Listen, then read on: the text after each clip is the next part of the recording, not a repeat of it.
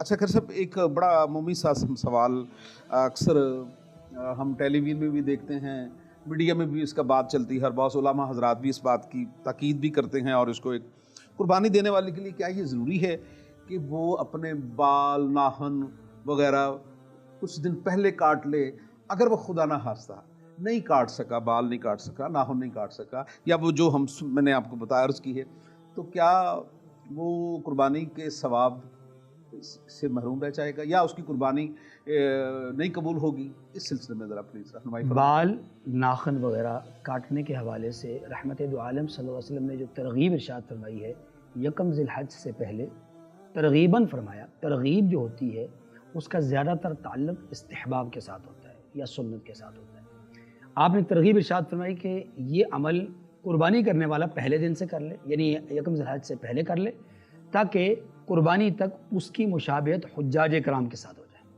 یہ صرف ایک استحبابی کیفیت ہے یا حکم ہے، اور اس میں اگر کوئی آدمی، کوئی قربانی کرنے والا فرد وہ کسی عذر کی وجہ سے نہیں کر پایا، یا بغیر عذر کے بھی اس نے ناخن وغیرہ ان 10 دنوں میں کاٹ لیے، تو کوئی گناہ نہیں ہے، قربانی پر اس کا کوئی اثر نہیں ہوتا۔ البتہ جو نفل ہوتا ہے نا، جیسے نفل پڑھ لیں گے تو ثواب ملے گا، نہیں پڑھیں گے تو گناہ کوئی نہیں ہے۔ اس میں کوئی مختص نہیں ہے، جی جی، یہ ایک رسول پاک صلی اللہ علیہ وسلم کی سنت ہے، جب سر عمل ہو جائے تو یہ مختصر یہ اچھا ایک عمل ہے جس پر ہمیں، تو اس کا مطلب ہے کہ قربانی پر اس کا کوئی اثر نہیں پڑتا۔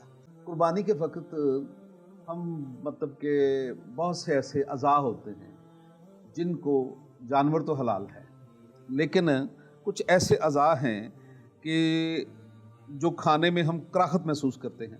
آپ اس میں رہنمائی فرمائیے، کون کون سے اعضاء ہیں جن کو ہم مطلب کہ ممانعت ہے یا وہ مکروہات میں آتے ہیں؟ شریعت مطہرہ نے چند اعضاء حلال جانور کے ان سے منع کیا ہے۔ نمبر 1، پیشاب گاہ جو مذکر ہو یا مؤنث، دونوں کی پیشاب گاہ، پاخانے کی جگہ۔ نمبر 3، کپورے جو کہ مذکر کے ہوتے ہیں۔ نمبر 4، مثانہ۔ نمبر 5، پتا۔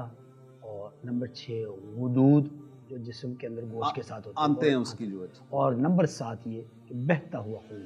یہ 7 قسم کی چیزیں حلال جانور میں وہ ہیں کہ جن کا کھانا قطعاً درست نہیں ہے۔ بہت اچھی بات ہے جی، یہ بڑی آسانی کے ساتھ، بڑی سادہ انداز میں بات سمجھا دی۔ لیکن ایک چیز ہے کہ اوجری کے بارے میں، اوجڑی جو ہے، جو اس کا میدا ہے جانور کا، وہ لوگ کہیں مطلب کھاتے ہوئے نظر آتے ہیں، اس کو پکاتے ہیں، بڑے شوق کے ساتھ کھاتے ہیں۔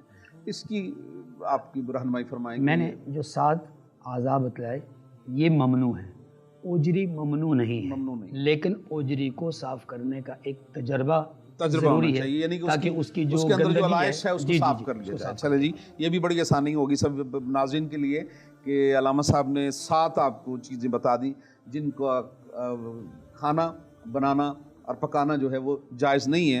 اوجڑی کے بارے میں بہت سی ایک آرا ہے، وہ بھی انہوں نے واضح فرما دیا کہ آپ اس کو بنانے میں، اس کی علائش کو دور کرنے والا اچھے طریقے سے بنا لی جائے تو کوئی ممانعت نہیں ہے۔